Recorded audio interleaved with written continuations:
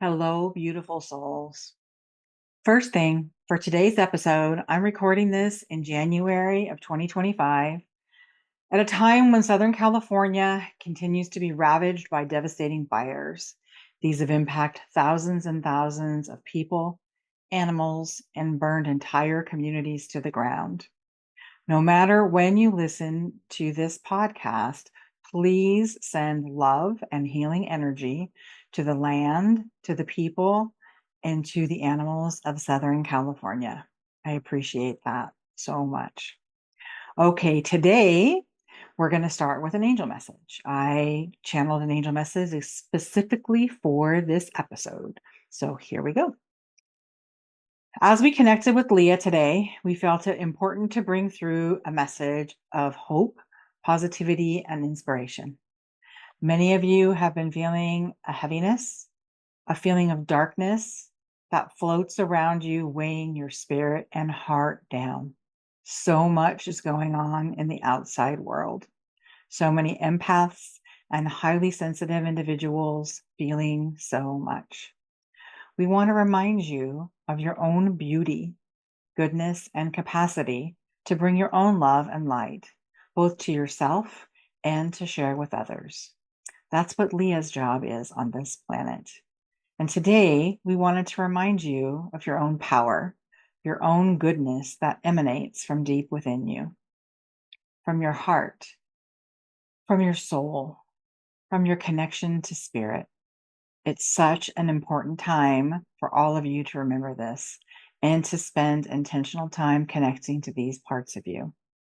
Those reconnections are fostered in your quiet moments of meditation, prayer, reflection, and moments of joy.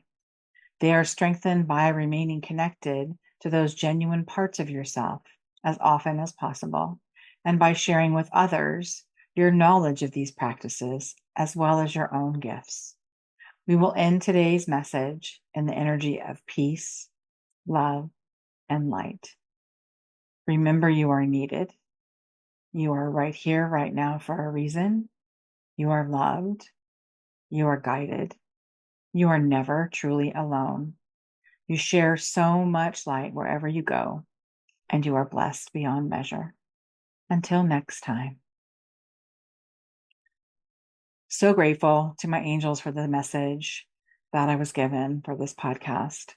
I'm so grateful for the messages that weave into me every single day as I go through my daily life, as I'm in conversation, as I'm working with clients, as I am recording and preparing for episodes that I do for you.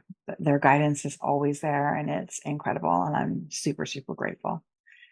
So for today, this episode is going to release on January 27th. So as we wrap up the month of January, I want to expand a bit on my previous episode, specifically the New Year Real You element.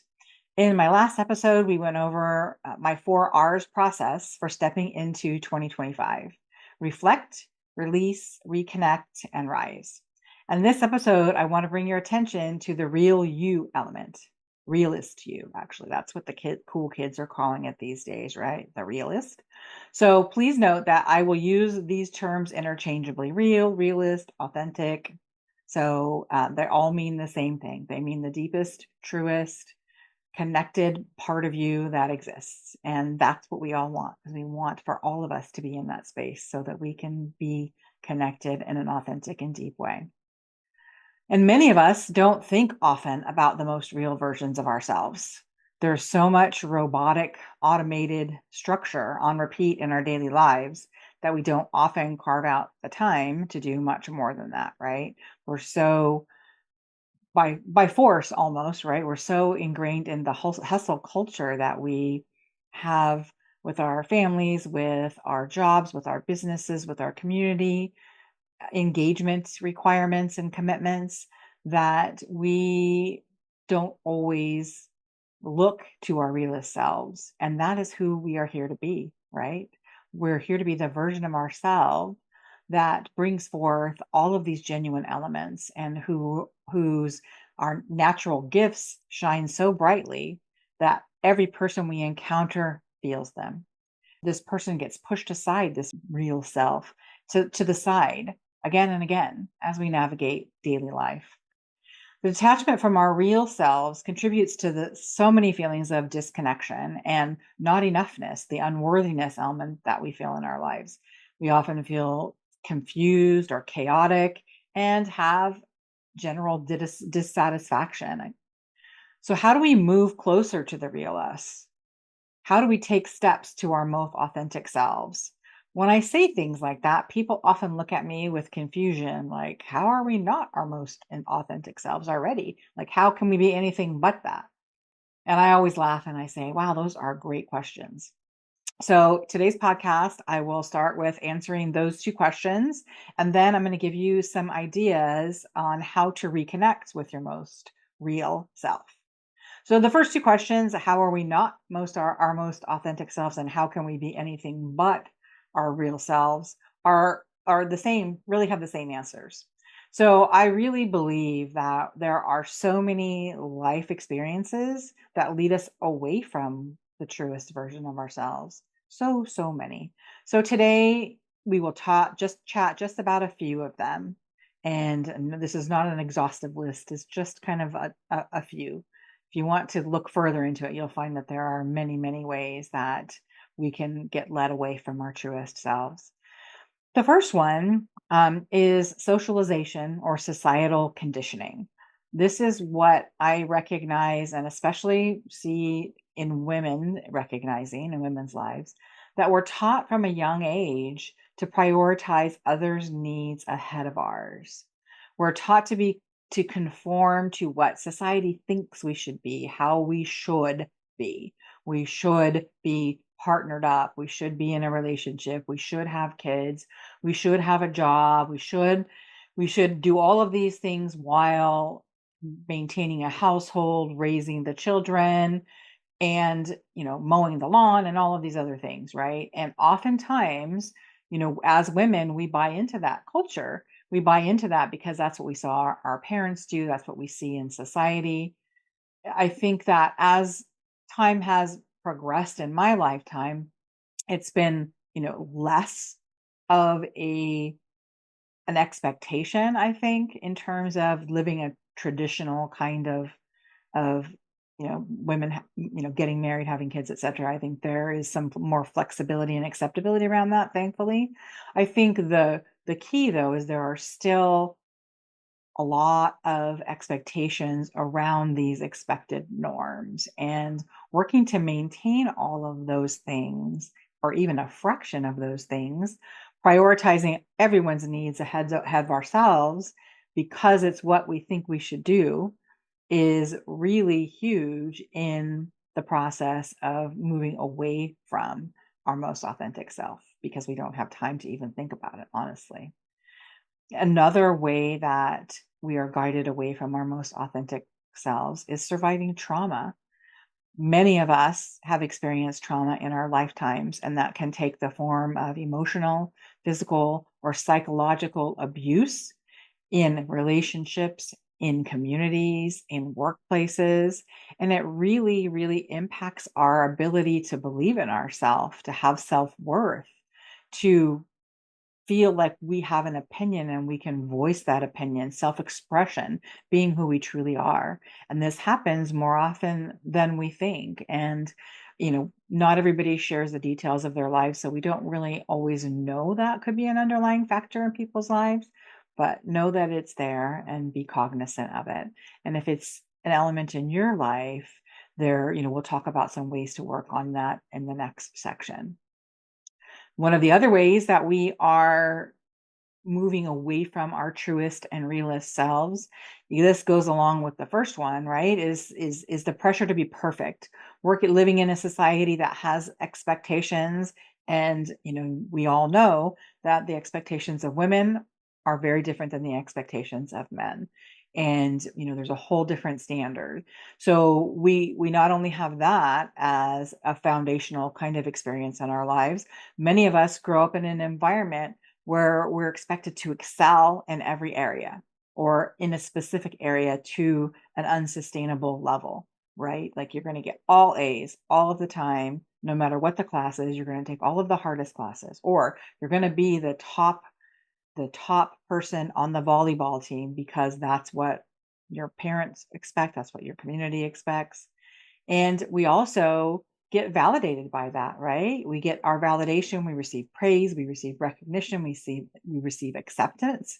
And knowing in that moment that that feels good and that's what we want, long term, striving to be perfect is something that will dishonor our highest and best and deepest and truest selves because we are so busy striving for perfection in certain areas that we lose sight of what we truly want out of our lives and what our values truly are.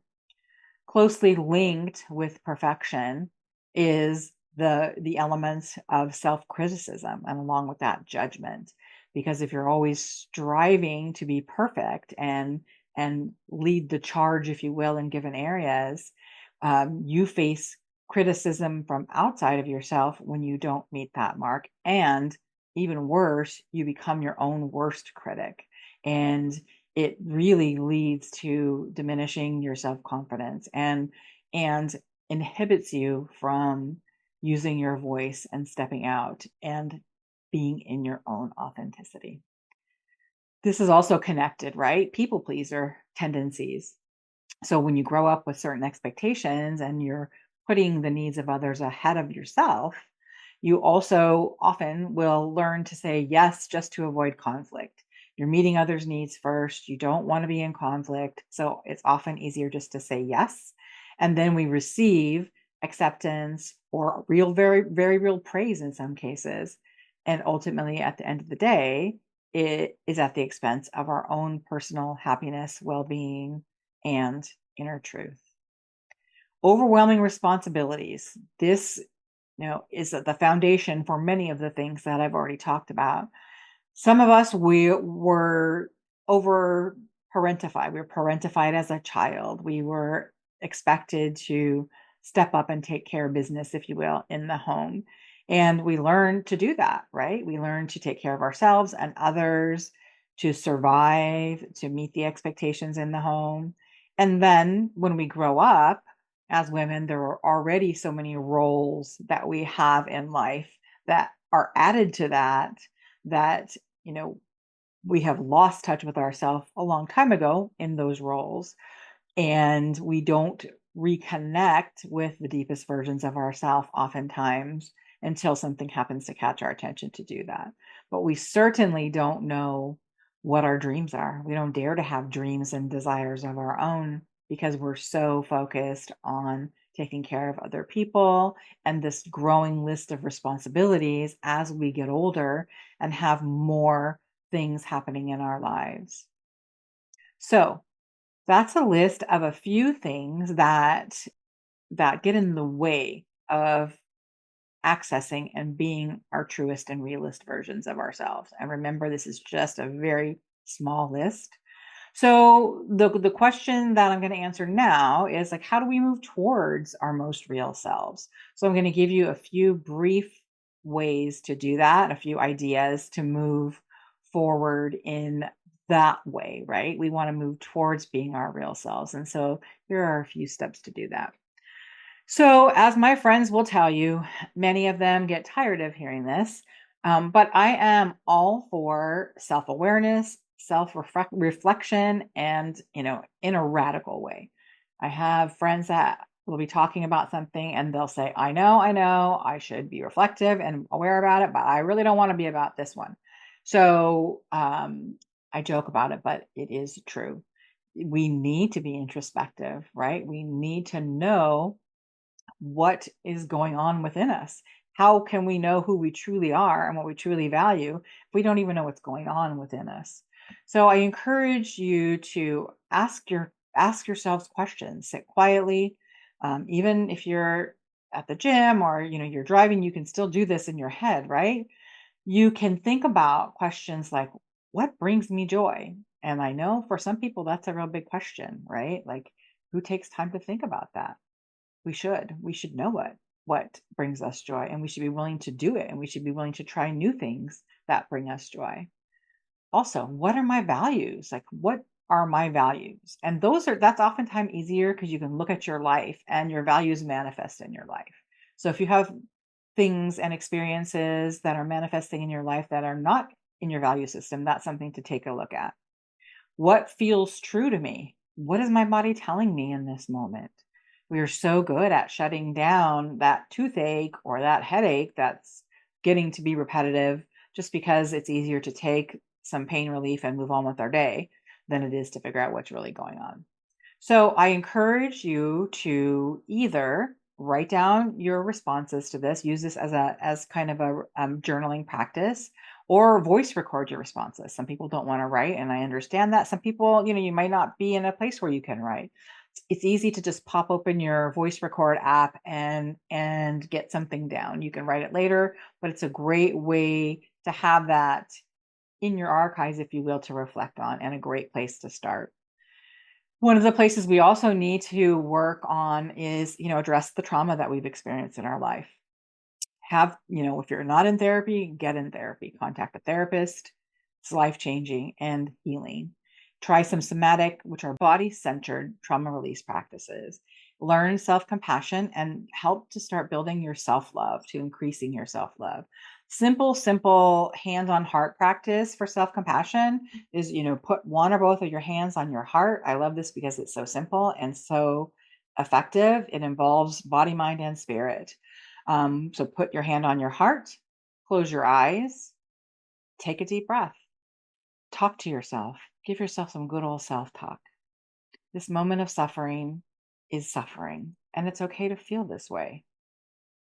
I am here for myself, just as I would be for a dear friend. I am worthy. Say things like that to yourself. Remind yourself that you are worthy and you are loved. So, getting to the next one, which is releasing the need for external validation, right? Again, when we look outside of ourselves for guidance or doing the things that we should, we also seek for validation through that process. We also want to be validated, we want to be praised, etc. It's important to move from pleasing others to pleasing yourself, to honoring yourself by saying no to things that don't align with your values as a start, right? If it doesn't align with your values that you're discovering, if it doesn't bring you joy, if it doesn't move you forward in some area that you're working on, say no. Not easy, very important. Give yourself space and schedule that space, because if it doesn't end up on the calendar, it often doesn't get done. So schedule space for things that do align with your values. Notice what feels good and gives you energy. For example, if you like to garden or you used to like to garden, get out there and get your hands in the dirt. If you like to just go for a walk by yourself or have time alone, if you have to sit in your car in the garage or in a parking lot, I have done that myself where I just needed a few minutes and that's the only place I could get it. It's important that we honor ourselves and focus on, like I said, what gives you energy, not what drains your energy. And as you're working on this process, celebrate the times that you do this, celebrate the small victories, and affirm that you are worthy and affirm that you are approving of yourself. The next step in this, which is a next level kind of thing, is to create space for joy and creativity. Again, schedule it on your calendar so that it happens. So if you have hobbies that you used to enjoy, like sometime in the past, like you used to paint or you used to write or you used to play an instrument or you used to hike, whatever it is that's not been something you've enjoyed very often lately, do it. Schedule time to get reconnected to it. Validate whether you still love it or not. If you don't, fine, find something else. If there's something that you're interested in trying, there's a local paint studio that has open hours where you can go and paint with others. Try it. Do something that brings you joy, something that gives you energy. Have fun, connect with others, and remember, joy is a huge gateway to your authentic self. It helps us remember who we love, and what we value. Because if we're having a joyful time, if we're gaining energy, it's really clear to us how that illuminates and lives out our values. Create and cultivate a supportive community. Surround yourself with people who value you, with other women that celebrate you, that remind you who you truly are. They encourage you to step into your best self and your authentic self and your best life. Seek out women's groups, spiritual circles, or workshops to find like minded connections. And you can do that either in person or virtually. This is something that literally changes your life once you open up to it. It's something that I'm working on building as part of my business and this podcast. So, Lead Loving Life is my business, and I'm going to be building an online community. It's not yet. It's in the process, but stay tuned for that later on this year because we need each other. We need to be able to connect. We need to be able to share. We need to be able to support ourselves. And that is a huge component of staying connected with ourselves. Rediscover your voice. Oftentimes throughout our lives, as we lose sight of our truest self, our realist self, we stop expressing ourselves. We don't feel confident with our voice anymore. We don't feel confident sharing our story because others' stories seem so much more important or impactful. We don't write anymore. We don't do a lot of the things that allow us to share our voice and our energy. I encourage you to start doing that again. Lean into that confident version of yourself. If you need to have a difficult conversation, visualize the conversation happening and going to the conclusion that you want to have in the conversation, and speak from your truest self, speak from your heart, even if your voice is shaky. Practice affirmations, understand that you are valuable, and say things like that to yourself. I am worthy. My voice is valuable. I have the right to be heard. How about nature? I don't know anybody that doesn't enjoy being in nature in general, unless it's freezing, cold, snowy, or 150 degrees. But if it's if it's tolerable nature, use it as a space to enjoy peace. Use it as a space for reflection and renewal. Go for a walk. Don't listen to any podcast or music or book. Just be present. Look at the beauty around you. Listen to the birds, watch the kids play in the park. It's just a way of getting out of your environment and grounding into the natural world. You can use grounding practices like the sunrise and sunset, which helps you reset and keep your circadian rhythm in balance, which helps you sleep better just by watching the sunrise and or sunset. It's very impactful. You could also get grounded and connected to earth by walking barefoot in the grass or the dirt or the sand or the sidewalk. It's life changing if you do it on a regular basis. Like you need that connection to nature. You can meditate outdoors if you're comfortable doing that, or do a walking meditation, as I described before, just noticing the beauty and the natural environment around you. It just helps you connect back to the rhythms of nature. Also, do something daily for self connection. It's so important. You hear people all the time talking about daily routines and daily rituals. And I can validate that. So they're so important and so life changing. Create a morning routine, an evening routine, whatever. Do both, one or the other, both. It doesn't matter. Start somewhere. And it needs to be focused on meeting your needs. So, for example, in the morning, I start by lighting a candle. I do some meditation. I actually do meditation in bed before I even get out. And then I have some reflective meditation with the candle and my coffee. I journal, I channel. I just am in that quiet space before I hit the ground running and get busy with my schedule and clients and all of those things. And it is a game changer. I can really feel the difference when I don't. If that's not easy for you to do, if you don't have the space to do that, find one. I mean, I've done it in the bathroom. I really just do whatever works for you to gather a few minutes to yourself in the beginning of the day. Also, you can do you can end your day that way, right? You can end your day in a way that is reflective. If you want to write down notes from your day, you want to do gratitude journaling, if you want to, it's a good to clear your mental space before you go to bed.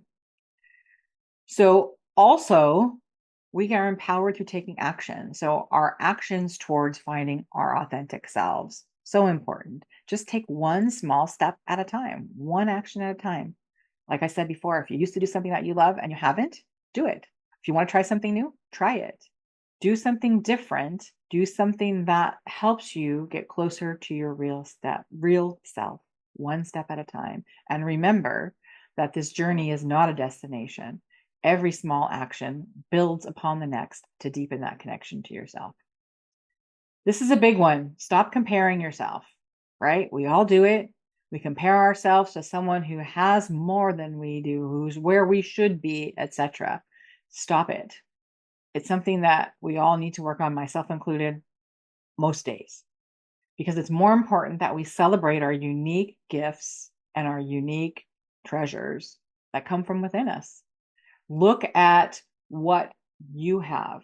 Look at what is different about you. Look at your unique gifts, also known as differences. Look at them as your greatest strength because they are. That's what sets you apart from everyone else. And that comes from the real you, the realest you. And if you need help with it, use some affirmations like I release comparison and honor my own unique path. My unique gifts and talents are my superpower. I love that one because I picture myself in my Wonder Woman costume and I take the Wonder Woman pose.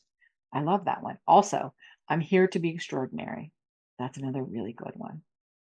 Try them. You'll see the difference. Create a vision for the future. The fourth R in my process is rise. And so you can do that in a way where you create a vision board or write a personal mission statement, set intentions, create that vision. Make sure that you do that in a way that aligns with your values and the truest version of yourself. We need to rest and we need to reflect. I encourage you to see rest as a powerful act of self-love and reconnection. It is so undervalued in our hustle culture. Please increase the value you place on resting. You'll notice the difference. You really will. Trust me. Get back to reflection, like I talked about earlier. You can look at the grounding ideas. You can listen to the episode 1 section on reflection that gives you some more detailed ideas. Either way, however you do it, create opportunities in your life to reflect and realign, to lean into your inner truth. And last but not least in this, how do I find my best and realist and most authentic self, is you need to celebrate and celebrate the journey. It's a process. We are all going to be doing this as long as we live, right? We are always going to be in development. That's the way I see it anyway. Acknowledge your progress and remember that reconnecting with your authenticity is critical to living a life that you truly love, and it is lifelong and it is ever evolving. Recognize progress when it happens. If you have a day where you remember to do something you love, to try something new, to rest, to reflect, celebrate it. It is worthy of celebration every single time. Give your body and your mind and your spirit that recognition. Give it the validation. Honor every single step, knowing that each one and each moment lead you closer to that realist version of yourself. Whew, that was a lot, right? I travel the road to the realist me each and every day. It seems with the path that I'm living, I have done so many things over my decades of life. Each iteration of me brings me closer to the most authentic version of myself. I started out working very young and I worked very hard in a very prescribed and daunting way, looking at the check boxes, making progress. And for me, discomfort and unhappiness led me to the continuing work of self-awareness, self-reflection, learning and growth every day. And I still can feel dissatisfied and unaligned and return to this work over and over again. I believe it is how I get to keep expanding and get to keep doing this work I love. I love to dive into this deep work. It pushes me to dive into this deep work I love, which is empowering women on their journey to live a life they absolutely love. And I'm doing the same thing. I'm on the same journey of empowerment. And as a part of that, I get to join like-minded women. We get to support each other. We get to serve more women together than we could individually. It's an awesome life. It's not always easy, and it's still 100% worth it. So I hope you've taken a nugget or two from today's episode that will support you in all your realist glory. If you're interested in diving deeper in my 4 R's process, you can listen to episode 1, Rise in 2025, and sign up for my free online workshop January 30th. There's a link in the show notes to register. As always, I am so grateful to share space with you, if even for a short time each episode. If you want to connect with me, there are links in the show notes to do so. Just know that until we meet again, I'm sending you all so, so much love.